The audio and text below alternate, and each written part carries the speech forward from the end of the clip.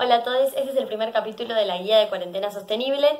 Es un regalo que estamos armándoles con varias cuentas de sostenibilidad para que podamos llevar una vida un poquito más amigable con nuestro planeta durante lo que dure la cuarentena y, si Dios quiere, durante todo el resto de nuestra existencia.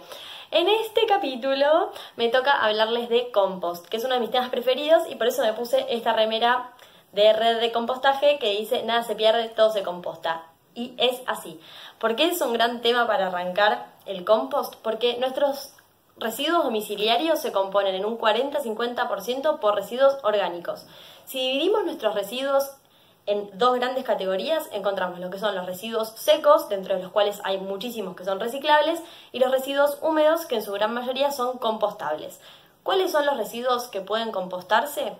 Bueno, todo lo que son las cáscaras de frutas, verduras, las cositas como esta, por ejemplo. Ojalá que no se nos eche a perder nada, pero este apio que se me había echado a perder, esto va a ir al compost. ¿Cuál es la diferencia entre compostar y tirar las cosas a la basura? Bueno, muy sencillo. Cuando nosotros tiramos las cosas a la basura, metemos los residuos orgánicos adentro de una bolsa de nylon. Esa bolsa de nylon va a parar, en el mejorísimo de los casos, a un relleno sanitario, y en ese relleno sanitario este pedazo de apio, por ejemplo, va a quedar pudriéndose dentro de una bolsa de nylon quién sabe por cuánto tiempo, haciendo que, largando simplemente gas metano y ocupando un montón de espacio en nuestro hermosísimo planeta. Por eso la alternativa que nosotras les planteamos es compostar los residuos orgánicos. ¿Saben cómo funciona el proceso de compostaje? Bueno, yo tengo un montón de posts en los que hablo de eso, y por eso esta vez preferí hacer un video como para hacerlo un poquito más dinámico y no aburrirnos tanto en las palabras. Nosotros lo que tratamos de lograr es imitar la forma de actuar de la naturaleza. Podemos hacer el compost en tierra o hacer el compost en un recipiente que se llama compostera. Yo arranqué haciendo el compost en tierra. Es muy fácil porque para cualquier persona que tenga un poquito de fondo solamente implica hacer un pequeño pozo, más grande, más chico, dependiendo de la cantidad de orgánicos que consuman, y ahí adentro ir tirando todos los residuos orgánicos. Cuanto más chiquititos cortemos los residuos, mejor, porque tarda menos tiempo en descomponerse. ¿Sí? Hay que entender que el proceso de compostaje consiste en que hay un montón de bacterias y microorganismos que empiezan a comerse este residuo orgánico, que es biodegradable, y de esa manera desaparece, se convierte en mágica y maravillosa tierra.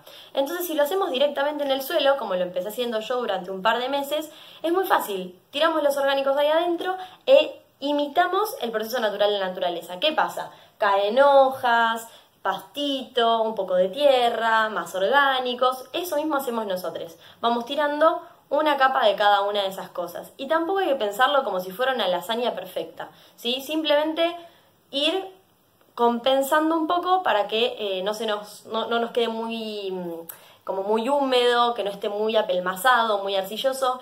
Pero lo que les recomiendo es que confíen, que empiecen a probar, sobre todo si tienen un jardín. Es muy, muy fácil. La otra opción que tenemos es la de una compostera. Yo acá les traje para mostrar una de las capas, uno de los módulos de mi compostera, que es una Proyecto Terranova. ¿Sí? ¿Ven cómo es de finito? Y en la base es metálica, ¡hola! Y tiene estos agujeritos. Por estos agujeritos van cayendo todos los líquidos, que son los lixiviados. Cuando hacemos compost en suelo, ni nos preocupan los lixiviados porque se absorbe, está en la tierra. Cuando hacemos en compostera, dependiendo de distintas circunstancias, podemos llegar a tener estos líquidos que simplemente se mezclan con un poco de agua y se tiran a las plantas, y es un fertilizante excelente.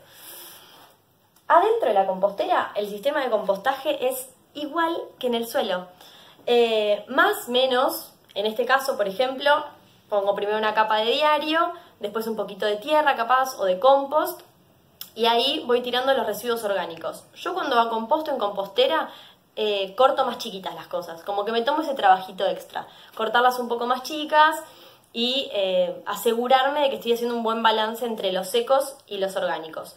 Tip, por ejemplo, yo en esta compostera no uso tierra, más allá de lo que pongo como iniciador arriba del diario, después no vuelvo a poner tierra. Todo lo que sucede es simplemente la descomposición, desintegración de las hojitas secas y de los orgánicos. Ahora bien, dentro de los orgánicos hay algunas limitaciones, ¿sí? Siempre nos dicen que con la cebolla hay que tener un poco de cuidado y que con los cítricos también. Yo personalmente, en mi experiencia, tiro todo. Con los cítricos empecé a tener un poquito más de cuidado en un momento y empecé a tomar o a adoptar un tip que me pasó Ale de Proyecto Terranova también, que es dejar los cítricos secar. En este caso yo cuando los puse a secar al sol, después de haberlos comido, de haber hecho un jugo de naranja por ejemplo, me encontré con que las hormigas, que acá podemos ver una que sigue en las suyas, son muy fanáticas de esto y lo que hacen es ir pelándolos por adentro. Entonces de esa manera el cítrico ya no es tan dañino para el compost. ¿Por qué puede dañar el cítrico el compost? No lo tengo 100% claro, creo que acidifica la tierra.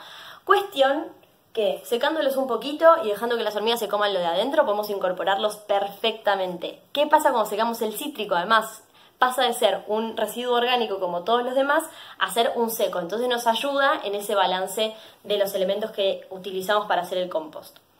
¿Qué otros secos podemos usar para compostar? Bueno, yo amo usar hojas de la enredadera del fondo de mi casa.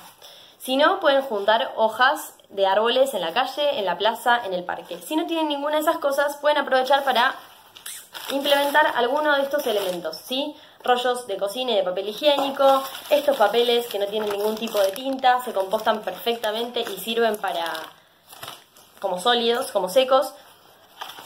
Maples de huevo, preferentemente sin tintura, y diarios también en lo posible sin tintura. Hay una ley en Argentina que dice que la tinta que se usa para la gráfica no tiene plomo. De cualquier manera, yo prefiero que no tenga colores. O sea, yo casi no uso diario para compostar, honestamente. Pero si no tienen otra cosa, está bueno que sepan que el diario pueden utilizarlo para esto. Lo que quiero decirles antes de terminar este video es lo siguiente. A veces me preguntan, ay, acá me quedaron hojitas que no les mostré. ¡Tarán! Sí, estas son las que saco de la enredadera. Este es mi elemento preferido, como seco. Lo que les quiero decir es lo siguiente. Compostar es un proceso hermoso. A mí realmente me conectó muchísimo con la sustentabilidad, con la sostenibilidad, con el ambientalismo, con el fondo de mi casa. Desde que empecé a hacer compost, realmente el fondo de casa se llenó de vida. ¿Por qué? Porque del compost salen brotes, pues estamos tirando pedacitos de organismos vivos, ¿sí? Pedazos de zanahoria, de papa, de batata, de lo que sea, y de repente va una semilla de zapallo. Esa semilla de zapallo que nosotros normalmente no nos damos cuenta que tiene vida adentro, la tiene. Y una vez que se le dan las condiciones mínimas necesarias para que se pueda desarrollar, la semilla se desarrolla, brota y si le damos esto de posibilidad, crece. Yo hoy en día tengo un montón de zapallos creciendo en el fondo de mi casa gracias a que hace algunos meses, casi un año, empecé a compostar.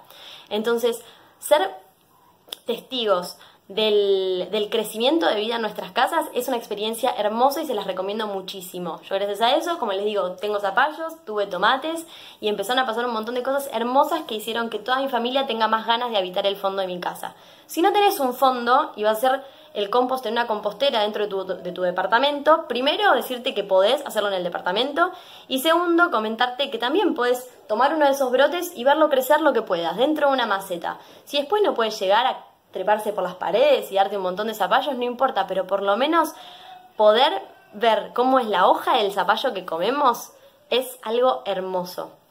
Y después comentarte una cosita más, que es que yo al principio tenía mucho miedo porque decía, ¿y si me sale mal? Y buscaba videos en internet y cómo lo hago y tenía un montón de dudas. Entonces un día vino mi tía y me dijo, yo agarro y en los pocitos que hace la perra tiro restos orgánicos y después se convierten en tierra.